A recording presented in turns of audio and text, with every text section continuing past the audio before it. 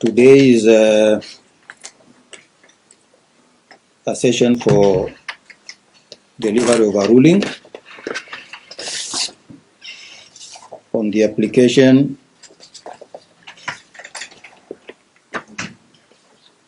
to amend the application for leave to amend the application for scrutiny.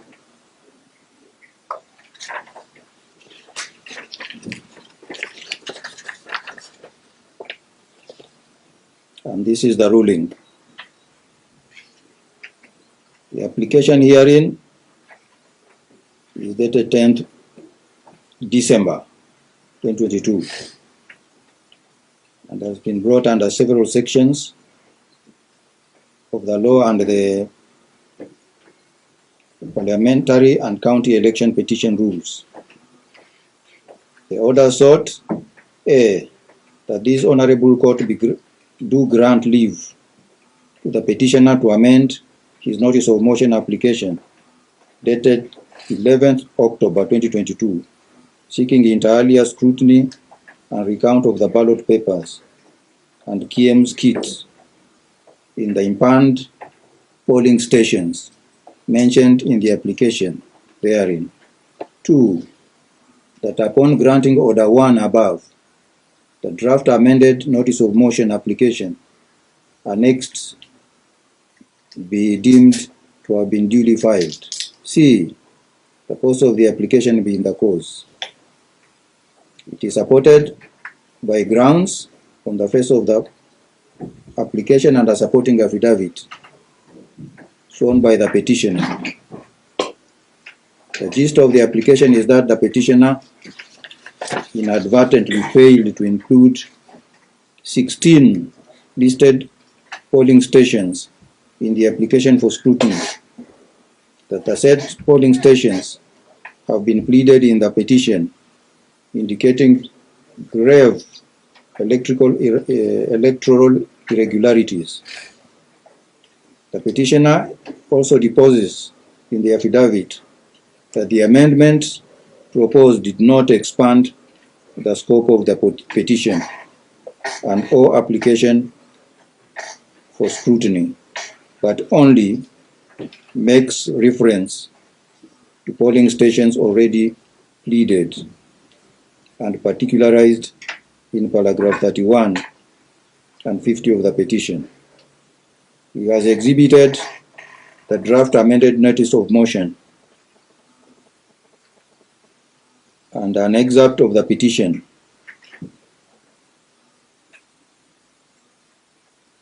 paragraph 31 and paragraph 50 of the same petition.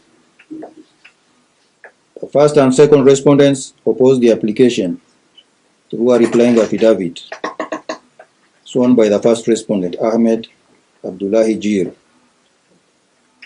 He deposed that application is incompetent, defective and non-starter, that none of the provisions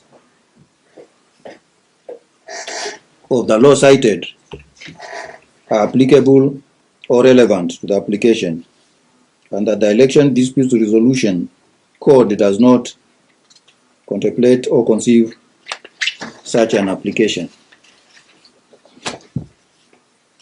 It is also deposed that the civil procedure rules are not applicable to present proceedings, as they have not been expressly incorporated into the EDR code.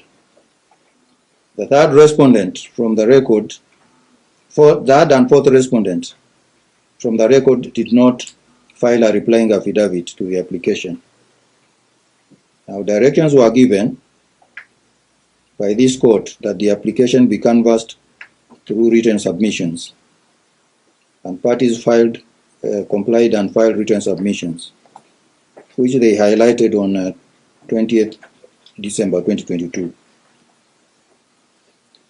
Applicant submissions brief that the applicant divided the submissions into 2 limbs: applicable law, that is limb 1, limb B, amendment of the application. On the first limb, he relies on Section 80 of the Election Act submissions that an election court is called upon to decide all matters that come before it without undue regard to technicalities. He also relies on Section 82 of the Act for the submission that an application for scrutiny can be filed, amended, and heard at any stage of the hearing of the petition. He cites cases like a case of Gatirau, Peter Munya, vs. Dickson Mwenda, where he quoted what was said by the Supreme Court, and which also refers to Section 82(1) of the Election Act, as well as Rule 33 of the Election Parliamentary and County Elections Regulations, petition rules. Council also submits that in considering an application for scrutiny, the court is under duty to consider whether the application is anchored on the petition, and that the polling stations where the applicant seeks scrutiny and recount are specifically pleaded. He cites also a case of Nadif Jama, Adama vs. Abdi Karim Osman, and others, a decision of the Supreme Court. He submits also that under the Act and rules, a formal application for scrutiny is simply meant to lay the basis for an order for scrutiny, and that subsequent amendments to the application should be allowed as long as they are merited and are anchored on the petition and do not introduce new issues for determination. He also cites the case of Patrick Losike Lokamimoe vs. Daniel Gopo Nanok.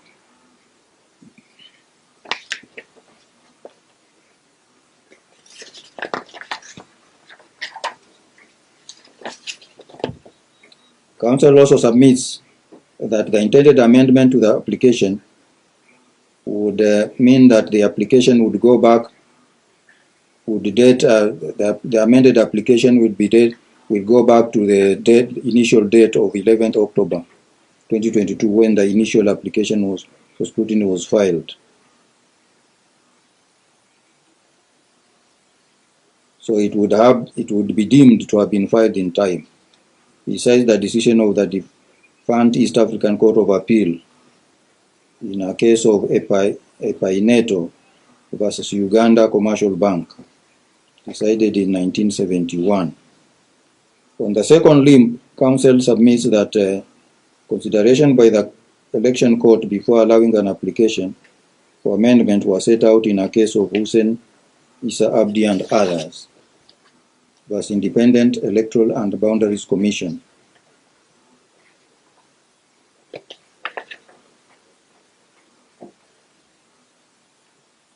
Which considered that the proposed amendment is necessary for determining the real question in controversy. There has not been undue delay in making the application, and that the application does not introduce new matters, and that there is no unjust prejudice or injustice on the other parties.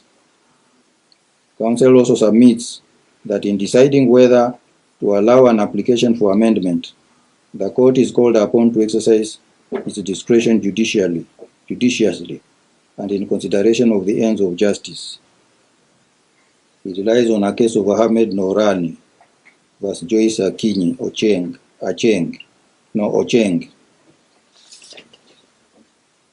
He also cited the case of Central Kenya Limited versus Trust Bank Limited on this point.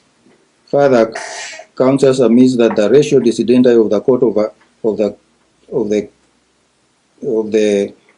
Appeal in the case of Central Kenya Limited versus Trust Bank it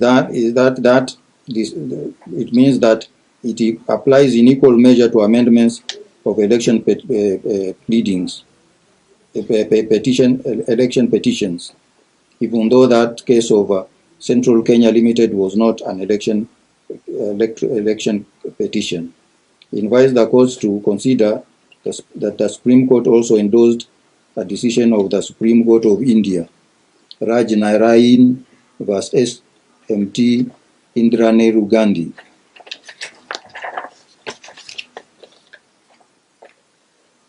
Counsel for the petitioner finally submits that the proposed amendments only entail incorporating additional polling stations that had specifically been pleaded in paragraph 31, 34, and 50 of the petition, and that all the polling stations contained in the amended draft application have been subject to of the petitioner case and the evidence tendered by in rebuttal.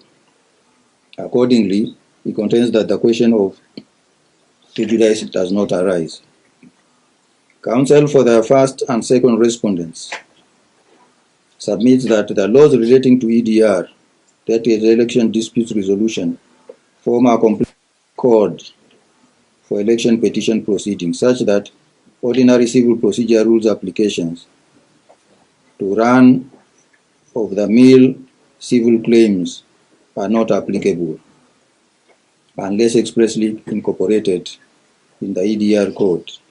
Relied on a case of Richard Chapi the Yagu vs. Independent Electoral Boundaries Commission.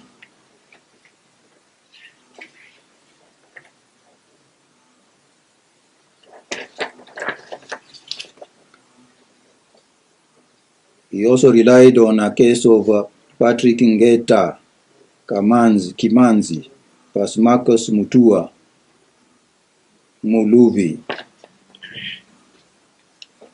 Also a case of Joseph Tiampati Ole Masuni and others vs. Samuel Kantai Unai.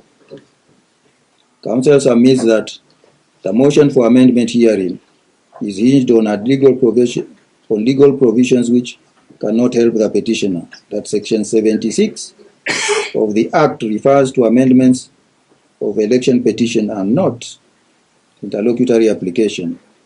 That in view Section 76(1) of the Act, an amendment to the petition can only be made with leave within a time for presenting an election petition, that is 28 days, which has since lapsed. They contend that even if the wording of the section was stretched to include applications like the current one, they could be statutorily injuncted by the 28-day timeline and be incompetent non-starters. Counsel submits that Section 82 of the Act speaks to scrutiny and recount processes, and that there is no provision for amendment. As for the cited provisions of the regulatory regime, Counsel that is the Election Petition Rules of 2017, Counsel submitted that the petitioner faces similar headwinds, as Rule 17 speaks to consolidation of petitions, 19 speaks to extension and reduction of time, and 31 speaks to taxation and recovery of costs. Counsel submitted that even if there was a legal provision authorizing the present motion, so it would still be untenable. They appreciated that a scrutiny motion can be presented at any point in time, but contended that the timing would be a crucial consideration. Relying on Rule 15 of the election petition rules, they submitted that if the scrutiny motion was presented by the time of pretrial, any further interlocutory application built on it would be untenable after the close of the pretrial conference and the commencement or conclusion of trial. Counsel submits also that the amendment of the scrutiny motion to expand the scope by presenting additional locus in quo, that is polling station, falls foul of Section 82 of the Act and Rule 29 of the election petition rules of 2017. They cited or relied on a case of Robinson, Simiyu Mwanga, and another was Independent Electoral Boundaries, Electoral Boundaries Commission, and others.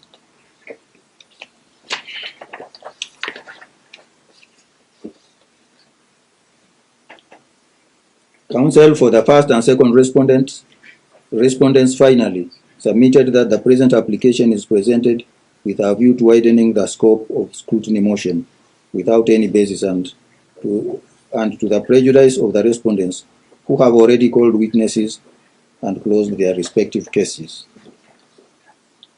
Submissions of the third and fourth respondents, counsel for the third and fourth respondents identified two issues: whether the petitioner's amended notice of motion is time barred, B, whether an amendment to the application will prejudice the respondents. Counsel submitted that there is need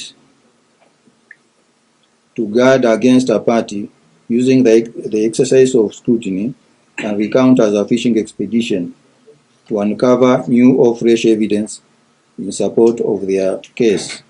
They relied on the case which I have also referred has been referred earlier of Gatirau Peter Munya.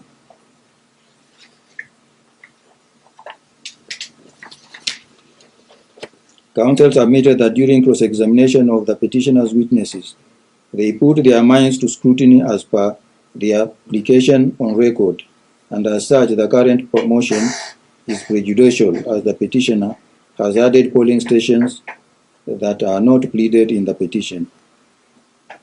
They placed their reliance on several election petitions. Those are Kisii election petition number 9 of 2013, Charles Mogere vs. Christopher Obure. Election petition number 1 of 2013, Dixon Githinji vs. Gatirau Munya. Mombasa election petition number 1 of 2013, Philip Ndolo vs. Omar Mwinyi. Nairobi election petition 7 of 2013, Mohamed Kuno vs. Abdikadir Omar Aden. Counsel submitted that in all these decisions, courts refused to entertain and disregarded the issues touching on additional polling stations, which were sought to be introduced in the scrutiny application. Counsel submitted that this court has no mandate to grant an amendment of the petition unless it is made within 28 days, that this court cannot bring into effect Section 8D of the Act and Article 159 2D of the Constitution, where it had no mandate in the first place. Counsel relied on a case of Al-Beiti Hassan Abdallah vs. IEBC. Further, counsel submits that the laws relating to EDR, to election dispute resolution, form a complete code for election petition proceedings. They rely on a case of Joseph Tiampati, Musuni, and others, Kantai, which has been referred to earlier on in this same ruling. Counsel finally submitted that the amended notice of motion is brought pursuant to legal provisions which cannot aid the petitioner, and reiterated the submissions that were similar to those filed by the first and second respondents' counsel above on this point. Now, having perused and considered the application responses filed as rival submissions of the parties, in my view, the only issue for determination is whether the petitioner or applicant should be allowed to amend his application for scrutiny. This single issue, however, has a number of elements which I will have to consider hereunder. With regard to whether an interlocutory application can be amended, I note that the intention of the current application for amendment of the notice of motion is to include polling stations for scrutiny. These ones are, several have listed them there Arbajan Primary School 1, I think, Arbajan Primary School 2, Arbajan Primary School 3, Kwara Adan Awale, Gaser Koluftu, Fibo Hall Market, Kubei Surur, Kali, Al-Tibo Hall Primary, Baji Mobile, Rift Primary, Jaghir Dam, Boa Primary, Hadado Waberi, Kurman Center. According to the respondents, the DR code only provides for amendment of election petition and not for interlocutory application. Further, they contend that the EDR code is comprehensive and as such the provisions of the Civil Procedure Act and rules cannot be imported into EDR matter. This court was referred to a case of Richard Champi and several other High Court decisions in support of this contention. It is, however, noteworthy that the said decision of Champi was overruled by the Court of Appeal, that was Koome, Bizram, Koome as she then was, and Odek. It is to be noted that the applicant in the Richard Champi case also had applied to the court to reinstate a petition which had been dismissed for want of prosecution. The application was hinged on the Constitution, Civil Procedure Act, and Civil Procedure Rules. In dismissing the application, the High Court made an order that there is no provision under the Election Act which allows for setting aside, review, and or reinstatement of a dismissed petition.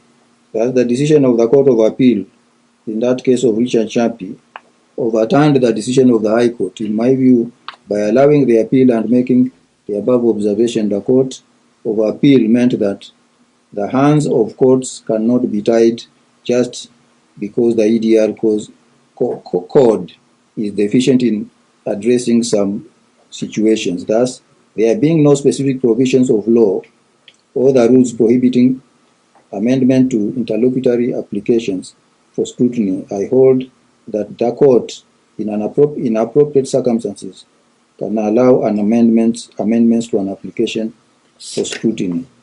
Each case or request will, however, be considered on the basis of its own peculiar facts and circumstances. With regard to whether the application for amendment herein is time-barred, I note that the case for Gatirao Peter Munya, in that case, the Supreme Court held that any party to an election petition can request for scrutiny at any stage after the filing of a petition and before determination. The present application for amendment was made before closure of evidence tendered in the court by witnesses for the parties. It is obvious from the provisions of the law cited above by all parties that the 28 days bar to amendments relates to the petition, not application for scrutiny. In my view, therefore, since the law provides that an application for scrutiny can be made at any time before final judgment, an application to amend the application for scrutiny can also similarly be made any time before judgment.